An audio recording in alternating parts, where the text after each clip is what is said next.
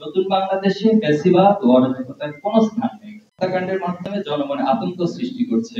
গত 2 দিনে এই সন্ত্রাসী সংগঠনটি দুর্বৃত্তরা 15টির অধিক বাসের আগুন দিয়ে পুড়িয়ে দিয়েছে। তাদের আগুন সন্ত্রাসের শিকার হয়ে ময়মনসিংহে ঘুমন্ত অবস্থায় একজন বাস চালক নিহত হয়েছে। আমরা মনে করি সরকার আইন শৃঙ্খলা বাহিনীর উদাসীনতা এর জন্য দায়ী। আমরা সরকারকে এই অগ্নি সন্ত্রাসীদেরকে অবিলম্বে আইনের আওতায় এনে বিচারের মুখোমুখি করার আহ্বান জানাচ্ছি। সেই সাথে জুলাই গণহত্যা ও সকল গুম খুন নির্যাতন মানবাধিকার লঙ্ঘনের সাথে জড়িত সকল ব্যক্তি গোষ্ঠী প্রতিষ্ঠান ও সংগঠনকে বিচারের আওতায় আনার জোরালো দাবি জানাচ্ছি।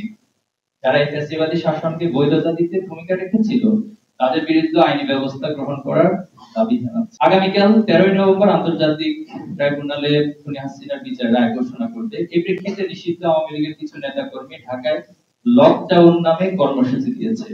আমরা তাদের স্পষ্ট জানিয়ে দিতে চাই, নতুন বাংলাদেশে ফ্যাসিবাদ ও অরাজকতার কোনো স্থান